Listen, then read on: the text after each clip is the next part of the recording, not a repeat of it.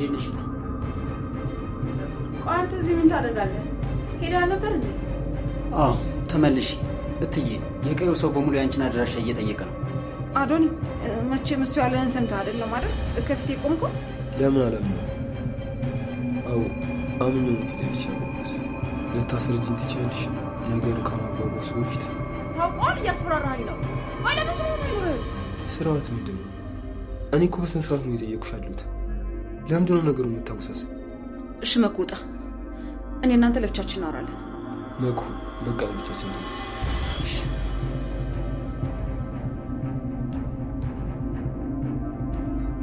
ምን መሰለህ አሁን በህይወቴ ልጅ ጓደኛ ነበረችኝ እና ህፃናቶችን ትረዳ ነበር። በአጋጣሚ ስራ ሲበዛባት እኔ እንድረዳቸው ልካኝ ነው። ማለቴ ያው ከማረፏ በፊት ማለት ነው። ከማረፏ በፊት እና የሞተችው ጓደኛሽ ማለት ነው? ስማኝ አንተ ልጅ፣ ሁሉን ነገር የማብራራት ግዴታ የለብኝም። በቃ ተወኝ፣ አትጨቅጭቀኝ። እንዴ አለብሽ እንጂ ካልሆነ ቤሉልም ሌሎችም ሰዎች ማውቃቸው አይደል? ቤሉልም ደግሞ ታውቂዋለሽ አይደል? እንደኔ ትንሽ እያስፈራራኸኝ ነው አይደል? ስንቴ ደጋግሜ ልንገርሽ፣ እኔ ነገሩን ለማጣራት እየሞከርኩ ነው። አዶኒ በቃ ይሄን ነገር ተረጋግተን ማውራት ያለብን እሺ? በዚህ መልኩ መሆን አይችልም። ሁሉንም ነገር እነግርሃለሁ፣ ግን አሁን አይደለም። ቆይ ሀዘን ላይ እንደሆንኩ አይታይህም እንዴ? እና መቼ ነው የምነግርኝ? እንደተባለው ደግሞ ሰዎች እየፈለጉሽ ነው። አሁን ሂድልኝ በቃ፣ ለብቻዬ መሆን አለብኝ። ነገ እናወራለን። እሺ ጥሩ።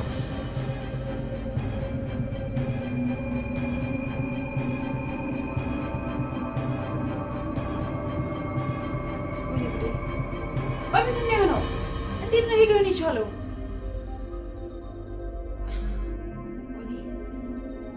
ለቢሩል ከነገሩ አልበቀለኝ።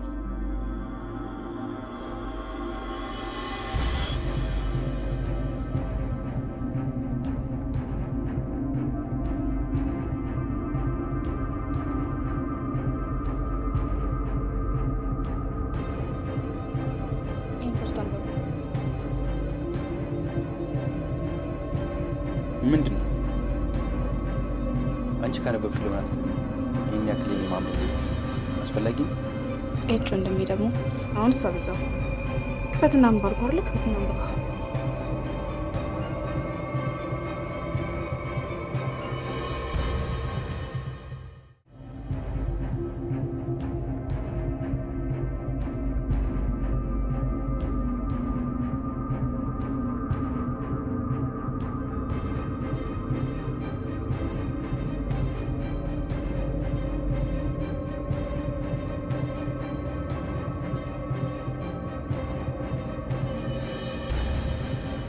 ኑኑ ከማን ጋር ነው ትክክለኛ መሆን ያለባት? ከአዶኒ ወይንስ ከቤሉል? ከሁለቱም ጋር አሁን ላይ ሁለቱም በጣም እንደሚወዷትና እንደሚያፈቅሯትም ጭምር ታውቃላችሁ። ነገር ግን ኑኑ በአንድ ጊዜ ላይ ወደ አንዱ እንዳዘነበለች ጭምር ታውቃላችሁ፣ ወደ ቤሉል። ታዲያ አዶኒ በዚህ በኩል እንደሚወዳትም ጭምር ያው አሁን ላይ ደግሞ መጥፎ ነገሮችን እያሰበም እየመጣ ነው። ከቤሉል ጋር መሃል ላይ ሁለቱ አንድ ላይ ነበሩ። ታዲያ ኑኑ በራሷ በኩልም ደግሞ ከቤሉል ጋር የተለየ ስሜት እየመጣላት ነበር። ያ ማለት እሷ ከሷ ጋር ስትሆን ያው እሷ ደስተኛ እንደነበረችም ጭምር እያሳየች፣ ነገር ግን በመሃል ላይ አንዳች ነገር በተፈጠረ ሰዓት ላይ ወይንም እሷ በሽታ አለብኝ ብላ ማወቅ ከጀመረች ጀምሮ እሷ ልክ አይደለችም፣ ሰው መቅረብ አትፈልግም። በሌላ በኩል ደግሞ እነ ኤልሳ ከሱ ጋር ያለሽን ነገር ማቆም ይኖርብሻል፣ ወንድሜ ስለሆነም ጭምር እንጂ ደግሞ በሽተኛ ስለሆንሽ እሱን ያው እንድታስይዥው አልፈልግም ብላ ከነገረቻት በኋላ ሞራሏ ይሰበራል። ስለዚህ በዘዴ እሱን ማራቅ ስለነበረባት አዶኒ ፍቅረኛዬ ነው ብላ ትነግረዋለች። ነገሩ እንዲህ ነው። አዶኒ ፍቅረኛዬ ነው እንዳለችው እሱም ደግሞ ይሄድና አዶኒን መጠየቅ ይኖርብኛል እውነታውን ብሎ አዶኒን ሁሉ በጥያቄ ሲያፋጥጠውም ሰምታችኋል። አዶኒ እውነት እናንተ ሁለታችሁ ከዚህ በፊት ፍቅር ነበራችሁ ወይ ተብሎ ሲጠየቅ አዶኒ ወዲያውኑ ጭንቅላቱ ላይ የመጣለት ያው እሷ ነግራው ነው እንዴ ብሎ ነበር ያሰበው። ስለዚህ አዶኒም ቢሆን በዚህ ሰዓት ላይ ነገሩን መጠቀም ይኖርበታልና ያው ፍቅረኛዬ ነች ደግሞ አንተ ከመጣ በኋላ በመሃል ተጣልተን ነበር፣ ስለዚህ እኛ መሃል ባትገባ ደስ ይለናል ይለዋል። አዶኒ ይሄንን ነገር የሚያወራው ተጨማሪ ነገር ስለፈለገና ወዲያው እንዲርቃት ስለፈለገ ነው። ቤሉል ይሄንን ነገር አላመነም። እሷ እንኳን ነግራውም ጭምር በቃ አንዳች የደበቅሽኝ ነገር አለ ብሎ ነው የሚያስበው። በመሃል አንድ ጨዋታ መሃላቸው ይነሳል። ኤልሳ ይህንን ጨዋታ ስታነሳ እንደውም አዶኒ የበለጠ እዚህ ጋር ጥቅም አገኛለሁ ብሎ ስላሰበ እነኑንም ጨዋታው ላይ እንዲሳተፉ ያደርጋል። ሰዓቱ ያው ትዕዛዝ ማዘዝ ስለነበረባቸው አዶኒ በዚህ ሰዓት ላይ ኑኑ ሲደርሳት እሱን ሳሙኝ ተብላ ነበረ። ነገሩን እንደዚህ አላደርግም ብላ ታስባለች። ቤሉልም በመሃል አዲስ የመጣችው ፍቅረኛው ያው እሷ ስትስመው ስታይ በጣም ደንግጣ ነበረ። ኑኑ በዚህ ሁኔታ ላይ የምትወደው ቤሉልን ነው እንጂ አዶኒ ላይ ያላትን ፍቅር ምንም ነገር እንደሌላ ታሳይታለች።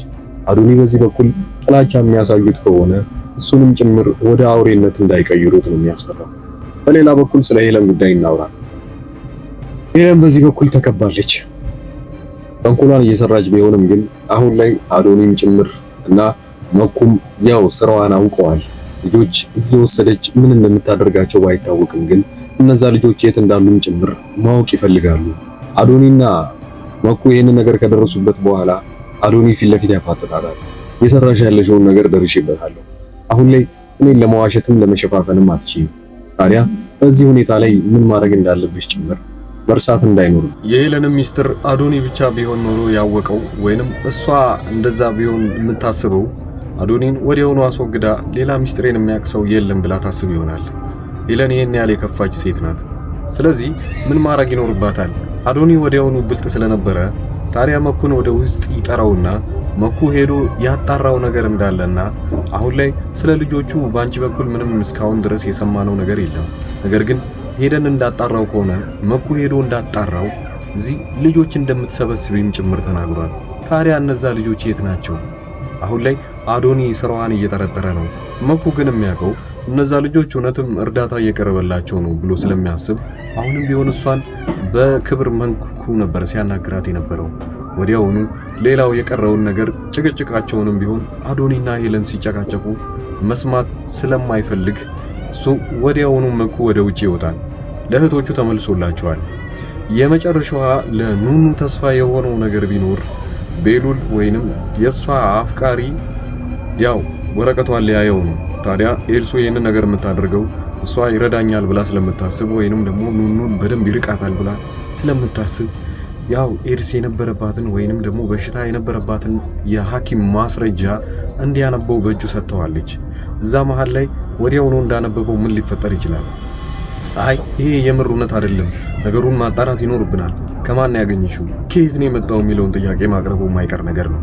በሌላ በኩል ደግሞ ምናልባት ከሷ ጋር ሲያወሩ እንደሰማችሁት ከነበረ ያው ህመም እንደሌለባትና እነሱ እያስመሰሉባት እንደሆነ ተናግራ ነበር። ይህንን ሲያውቅ ታዲያ ለብቻው ወስዶ ሊያስመረምራት ይችል ይሆን? ወይንስ እንደተባለውም ወይንም ኤልሳ እንደምትገምተው እንደምትፈልገው እሷን እየራቀ ሊመጣ ይችላል? አዶኒስ ቢሰማ ሁለቱም የትኛው ሊቀርባት ይችላሉ? የትኛው ሊሸሻት ይችላሉ? የኑኑ መጨረሻ ብቻ ተስፋ የሚሰጣት ነገር ነው። የእሷን ያው የሐኪም ማስረጃ ብዙ ሰው ማየቱ ለኤልሳ በደንብ አድርጎ ነው የሚጠቅማት። ያው ኤልሳ ምንም አይነት ነገር እንኳን እሷ ይርቃታል ብላት ብታስብም ሄለን መጀመሪያውኑ ስለምታውቀው ከዛ ቤት ልታስወጣት አትችልም። ሌሎቹ ከሰሙ ምን ሊያደርጉ ይችላሉ? አረ እሷ እውነትም እንደዚህ አይነት በሽታ ካለባት ከዚህ ቤት መውጣት ይኖርባታል ብለው ሊያስቡ ይችላሉ። ነገር ግን አዶኒ ከልቡ ስለሚወዳትና ስለሚያፈቅራት ለሷ እርዳታ የሚሆን ነገር ሊያዘጋጅላት ይችላል እንጂ ያው ይሸሻታል ብሎ የሚያስብ ሰው አይኖርም ማለት ነው። ሌላውና የመጨረሻው የምናወራው ነገር ቢኖር አቶ ያፌት ሄለንን እያስጨነቃት ነው። ያስጨነቃት ያለው አሊያ ቤቴን መልሺ ወይም ደግሞ ድርጅትሽ ውስጥ እኔንም ማስገብኝና ስራውን አብረን እንስራ እያላት ነው። ሄለን እስካሁን ድረስ የምትመልስለት መልስ አይሆንም ነው። ያው እሷ ምንም ነገር ብታመጣም ችግር የለብኝም፣ ምንም የምታመጣው ነገር አይኖርም ብለው እየመለሰችለት ቢሆንም ያፌት ግን አሁንም ቢሆን ቤሉልን እያዘጋጀው ነው። ቤቱን ተከራክሮ እንዲመልስና የቤሉል እዛ ቤት ውስጥ እየኖረች ያለችው ሄለን መጀመሪያውኑ ሚስጥሯ ሌላ ነው፣ ማጣራት ይኖርብሃል እያለው ነው። ያፌት ግን መጀመሪያው ጀምሮ የሄለንን ትክክለኛ የህይወት ነገር ያውቀዋል። ያኔ የነበረችበትንና አሁን ላይ ደግሞ ምን እያደረገች እንደሆነም ጭምር። ያፌት የሚፈልገው እዛ ድርጅት ውስጥ ገብቶ የራሱን ትዕዛዝ ለማንኛቸውም ሰዎች መስጠት ነው የሚፈልገው። ድርጅቱ ስለምን እንደሆነ በግልጽ የታወቀ ነገር ባይኖርም ግን ሄለን የምትሰራበት ድርጅት አንዳች ወንጀሎችን እንደሚሰራም ጭምር የታወቀ ነገር ነው። ያፌት እዛ ድርጅት ውስጥ መግባት ለምን አስፈልገ? የራሱን የሆነ ነገር መስራት ይችላል። በራሱ ብዙ ነገሮችን ማድረግ እየቻለ እዛ ድርጅት ውስጥ የሚገባው እንደሷ መጥፎ ነገሮችን ለመስራት ነው ወይንስ እሷን ለመጣል ነው? ቴዲን ልትገናኘች ያሰበችው መሲ አሁን ላይ ውሳኔዋን ጨርሳለች። በቃ ለብቻው ላገኘውና ላናገረው ወስኛለሁ ብላ ለጓደኛዋ ስታናገራት ሰምታችኋል። መሲ አሁን ላይ ቀስ በቀስ የቴዲን ሁኔታ እየተቀበለችው መጣለች። እያመነችው አብራ ሆና ሄለን ለመጣልና ለአንዴና ለመጨረሻ ጊዜ ለመቋጨት ቴዲ መሆኑን ካወቀች በኋላ ብዙ ጊዜ አይታችኋታል። በጣም ስትናደድና ስታለቅስም ጭምር። መሲ አሁን የወሰነችው ውሳኔ ልክ ነው ብላችሁ ታስባላችሁ? ቴዲን አብዛኞቻችሁ ስለምትወዱት ማለት ነው። በዚሁ አጋጣሚ ስለ ሐረግ ድራማ እናውራ። ሐረግ እንደጀመረ ብዙዎቻችሁ ሰምታችኋል። የመጀመሪያው ክፍል ተለቋል። ሁለተኛውም ሪካፕ እየለቀቅን ተራ በተራ ከዚህኛው ድራማ ጋር የሚለቀቅ ይሆናል። የእናንተ ይበልጥ አሪፉ ድራማ የትኛው ነው? ራሳችሁን ኮሜንት ላይ እያስቀመጣችሁልኝ በዚሁ አጋጣሚ የግል ስራዬን ከዚህ ቪዲዮ በመቀጠል አስተዋውቃችኋለሁ። መልካም ጊዜ። የማደርሳቸው እቃዎች ናቸው እና በእነዚህ እቃዎች ላይ ማንኛውንም ወይንም ዋጋ እናንተ ለቤተሰቦቻችሁ ወይንም ለማንኛውም ሰው ለማዘዝ ከፈለጋችሁ እኔን በቴሌግራም በዋትስአፕ እና በኢሞ ማውራት ትችላላችሁ። እንደምታዩቸው የተለያዩ ስልኮችና የዋይፋይ እቃዎች፣ ታብሌቶች ለልጅ የሚሆኑ እነዚህ የተለያዩ ቦታ አገር ሆናችሁ እናንተ እያዘዛችሁ እዚህ ለቤተሰቦቻችሁ መላክ እችላለሁ። ከኤሌክትሮኒክስ እቃዎች ውጪ ያሉትን እቃዎችንም እኔ ጋር ማግኘት ትችላላችሁ። እነሱም በእርግጥ ራሴ ባልሸጣቸውም ዋጋውን የተለያዩ ከሚሸጡ ሰዎች ጋር ወይም መርካቶ አጠገቤ ስለሆነ እዛ ያለውን ዋጋ እያጣራው ለእናንተ መላክ እችላለሁኝ ማለት ነው። ከዚህ በቀደም እንደሚታወቀው በትልቁ ቻናሌ ላይ እነዚህን እቃዎች ሳደርስ ለብዙ ሰዎች ሳደርስና ብዙ ሰዎችም ሲያዙኝ ነበሩ። አብዛኛው ጊዜ ሰው እያዘዘኝ የነበረው የተለያዩ ስልኮችን ነበረ። እነዛንም ስልኮች አዲስ አበባ ውስጥ በአንድ ቀን እያደረስኩኝ ነው። ከአዲስ አበባ ውጪ ለሚገኙ ሰዎች ግን 2 እና 3 ሰዎች አንድ ላይ ወደዛ አካባቢ አቅጣጫ ሲያዙ ወዲያውኑ አደርስ ነበረ። ይህም የአንድ ሳምንት ጊዜ ብቻ ነው የሚወስደው። ይሄ ስራ አብዛኛውን ጊዜ እናንተን የሚያስፈራችሁ ታማኝነት ምን ያህል ነው የሚለው ነገር ነው። ያንን ደግሞ ማረጋገጥላችሁ ከዚህ ቀደም የላኩላቸው ሰዎች አብዛኛው በኢሞ እየመጡ የነበሩትን ልጆች ማንኛቸውንም እነሱን ማናገር ትችላላችሁ።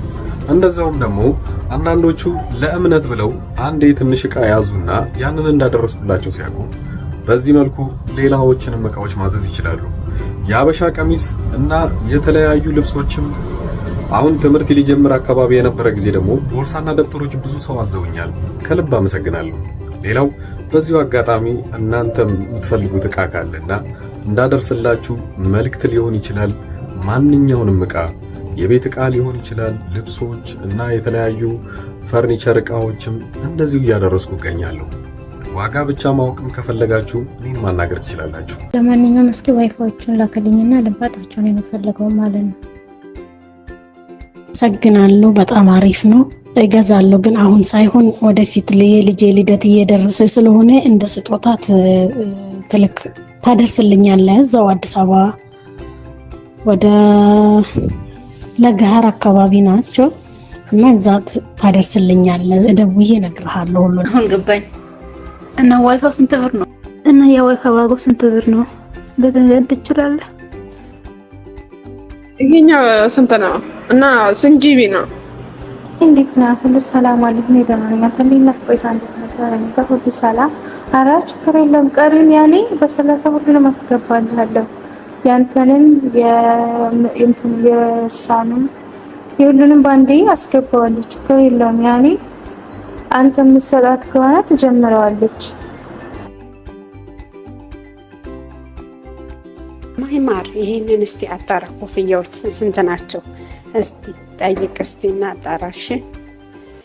ብዙ አይነት ነው ያለው፣ ግን ይሄንን ነው ያደረኩልክ እስቲ እንትን ያልኩት የላኩልክ እስቲ ቦሌ ያምጣውና ከዛ አንተ ጋር ገከው ሻንጣው ማለት ነው። ከዛ በኋላ አንድ ላይ ነው የምትሰጣ ከሞባይሉ ጋር ማለት ነው። ከይቅርታ ጋር ግን ከልብ ላስቸግርክ ነው። ዋትስአፕ ላይ ልኬልሃለሁ የሰውየውን ቁጥር ማለት ነው። እና የት ነው አለኝ ሉሉ ምንድነው እሱን እስቲ አንተ ከዛ እሱን ካመጣክ በኋላ ተለወለልካለች። ጀመሩት ከዚህ በፊት በነበሩት ቪዲዮዎች ላይ በለቀኩት ማስታወቂያ ነው። ያው ለሌሎቹ እና አዲስ አበባ ውስጥ ቅርብ ለሆኑ ሰዎች ወዲያውኑ በአንድ ቀን ውስጥ አድርሰንላቸዋል። እናም የተለያዩም ሰዎች አሁን ላይ ትክክለኛ እኔ እንደምሰራ ለማወቅ የመጡና እናም በቀጣይ ደሞዛቸው ወይንም በሌላ ጊዜ ዕቃ ሲፈልጉ ከኛ ማዘዝ እንደሚችሉ አረጋግጠው ሄደዋል። ያንን ብቻ ለማወቅ ብቻ ሳይሆን የተለያዩ ዕቃዎችን ዋጋቸው ምን ያህል ነው ወይንም እናንተ ካላችሁበት ሱቅ ወይንም እናንተ ካላችሁበት ሰፈር ጋር ዋጋውን ምን ያህል ቅናሽ ነው የሚለውን ካያችሁ ዕቃውን ወዲያውኑ ማዘዝ ትችላላችሁ።